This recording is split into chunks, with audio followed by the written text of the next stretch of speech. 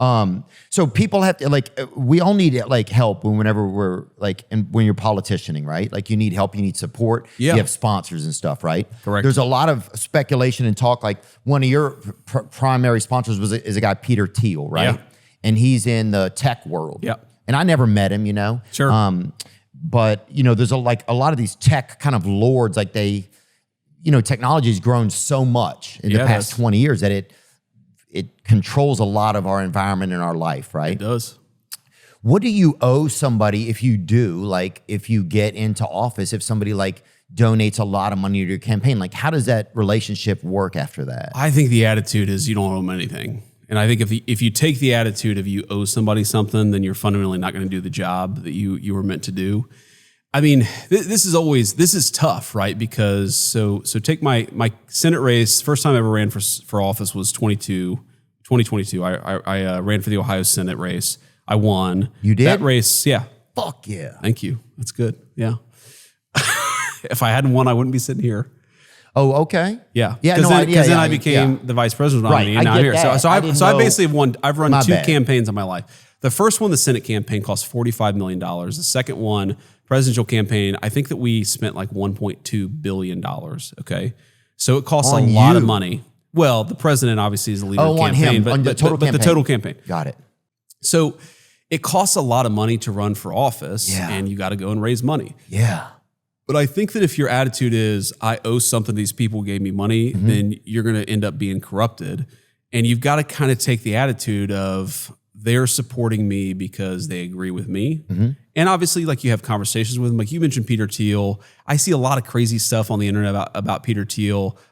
He's always been a friend of mine. He's always been one of the smartest people I've ever met. Really? Just a very thoughtful dude. But he's literally never asked me once for anything.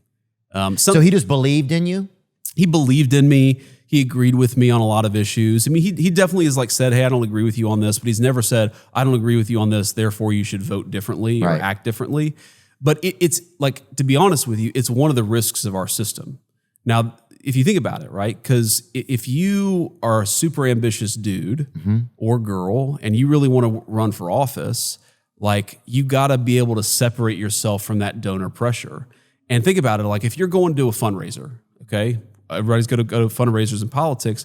Well, that's like an hour and a half you're not spending talking to the people you represent, right? So there is one of the problems in our system is that people spend so much time raising money. I think sometimes, not all cases, but sometimes it can have a corrupting influence on the process.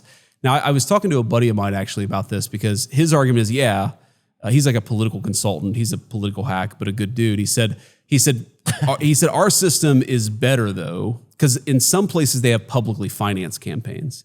And he's like, the problem with places where they have publicly financed campaigns is that all of the control in the political system is with the media.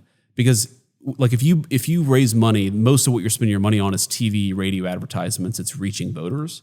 So if you can't reach voters with TV advertisements and you got to go on the corporate media to get your message out there, that's even worse. Right. So I kind of see both sides of it. I just think as a practical matter, what I try to do is remember that, it's an honor to serve, but it's also a sacrifice to serve. And if people are going to write me a check, great, but I don't owe them anything. That's the attitude I try to have. Yeah. Yeah, well, it's interesting because, we all have people that help us do certain things or are supportive, and then you get in spots where you're like, I used to live with a family when I was growing up, and there's always been this thing of what do I owe them, Not that they've ever said I owed them anything. Of course. But it's there's always this feeling inside of you, of and so I'm sure a lot of people can relate to things like that.